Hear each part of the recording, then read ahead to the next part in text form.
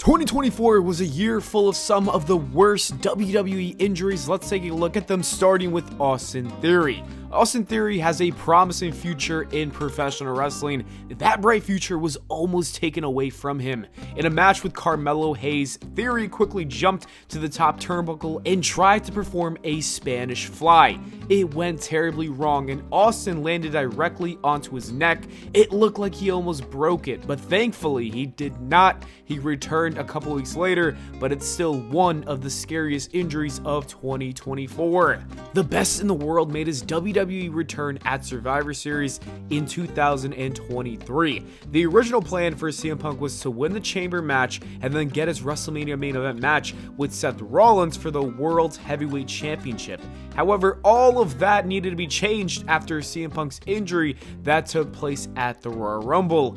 In that match, Drew McIntyre hit CM Punk with the Future Shock DDT. This is where the injury actually took place. Punk awkwardly landed on his tricep, tearing the muscle. Although he managed to finish the match, he missed WrestleMania and was sidelined for nearly 7 months. It's one of the worst injuries of the year because it robbed CM Punk of his WrestleMania main event. However, it did give us the best feud of the year between CM Punk and Drew McIntyre. And that rivalry actually led to 2 more injuries to Drew McIntyre. After feuding for a majority of 2024, they had a Hell in a Cell match at Bad Blood to end their storyline, and in that match, both CM Punk and Drew were supposed to bleed by blading themselves. Punk bladed first and everything was fine, and McIntyre was next. The spot involved taking a toolbox right to the head that would give him time to open his forehead. However, Drew did not need to blade himself because the toolbox actually hit him right in the face. We got a very bloody Drew. The referee even had to stop the match for a little bit because they needed a doctor to look at Drew. It was gruesome stuff. After the match, he needed 16 staples. That's a battle scar that helped make this a classic 5-star match. That wasn't the only injury from the match. There was also a spot where Drew tried to hit his Claymore kick only for Punk to move out of the way, and McIntyre landed right on the corner of the steel steps, back first. It looked like he broke his back. He most likely had a bad back for some time after that painful bump. Drew really got a good beating in that match. Braun Strowman has been injury prone for the last few years, but he did make his return in March and had a fun run. It eventually led to a monster feud between himself and Bronson Reed.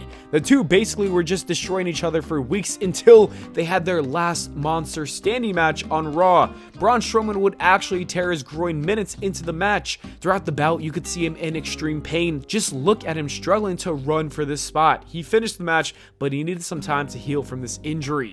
Seth Rollins has had a rough 2024. He's dealt with multiple injuries. To begin the year, he defended his world championship in a match with Jinder Mahal, and during the bout, Seth went for a moonsault off the second rope, but that's when he landed awkwardly and actually tore his MCL as well as his meniscus. Seth Rollins opted to wait until after WrestleMania 40 to have the surgery, so he basically wrestled against Roman Reigns, The Rock, and Drew McIntyre all with one leg. To make it even worse, Seth Rollins got a black eye during Mania weekend. It was a tough weekend for him, and that's why they call him the MVP of WrestleMania 40. AJ Styles might be the unluckiest wrestler of 2024. The Phenomenal One finally returned to WWE earlier this year, and he turned heel on Cody Rhodes, and they would feud for the WWE title.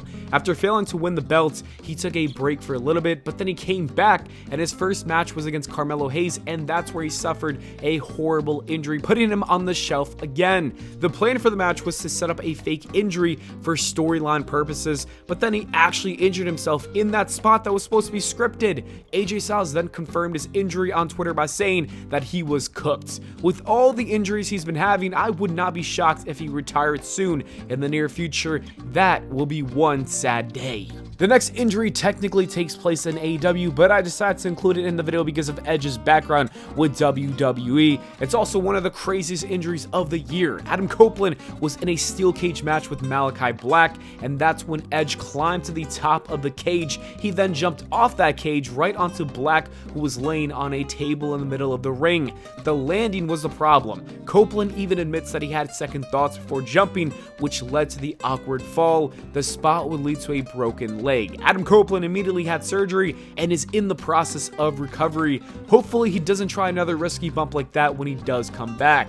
Edge isn't the only one who took a high risk that would lead to an injury. It also happens to Kairi Sane on an episode of Raw. She jumped from the top turnbuckle onto Jade Cargill and Bianca Belair. However, she miscalculated the jump and completely missed them, and she fell face first right into the announce table, and that would give her a nasty bloody cut near her eye. The injury would require some stitches, but she's alright. In the beginning of the year, Giovanni Vinci suffered a very serious injury during a tag team match. After being Irish whipped into the corner turnbuckle, he jumped off of the second rope right into a dropkick by Kofi Kingston, and this legitimately knocked him out, forcing the referee to stop the match. You could see Giovanni looking dazed and also unable to even move. It was scary, but he was only out of action for a few weeks due to the concussion protocol. Rhea Ripley has had a rough 2024. Her Dom betrayed her. She lost her women's championship. The Judgment Day kicked her out of the faction. She had a panic attack before her WrestleMania match, and to make matters worse, she had 2 injuries. The first one happened after WrestleMania. That's when Liv Morgan attacked her backstage. This was supposed to lead to a feud between the two, but the only problem with this was that Liv actually hurt her for real. Rhea Ripley tore her shoulder, forcing her to relinquish her championship. This kept her out of action for months, and then after coming back, she got hurt again. Ripley fractured her right orbital socket during this headbutt spot. Rhea did come back from this injury recently, but she will be wrestling with a mask moving forward. Damian Priest had a pretty solid run as the world's heavyweight champion. However, there were 2 injuries that almost ruined his reign. The first one happened at Clash at the Castle, where he tried to jump out of the ring onto Drew McIntyre and his foot got caught in the rope. For the rest of the match, his ankle was in pain and he needed a few weeks to heal from this injury.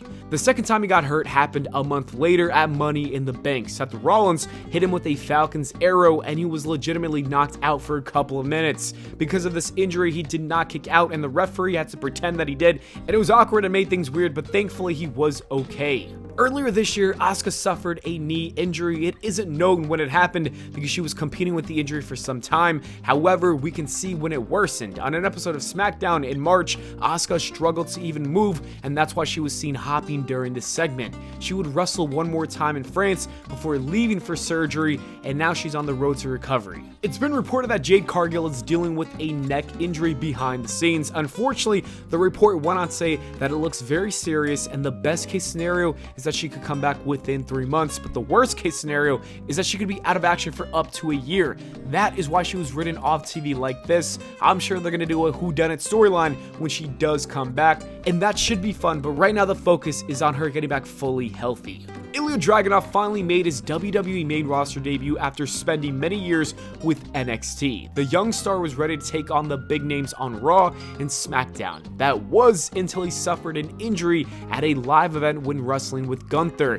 Ilja tore his ACL, putting him on the shelf for at least 9 to 12 months. It was sad to see it happen because he was gaining a ton of momentum in his short run. Hopefully he comes back fully healthy and returns to putting on some bangers. That wasn't the only ACL injury we've seen in 2024. It also happened to Shotzi during her time in NXT earlier this year. As she was performing a DDT from the second rope, she landed wrong outside of the ring, and that is when she tore her ACL that put her out of action for some time now. And the last person to suffer from an ACL tear is Cora Jade. It happened during an NXT live event. Cora immediately had the surgery. Anyways, that is it for this video, guys. Thank you so much for watching. I hope y'all enjoyed, and here are some other videos I think you might like.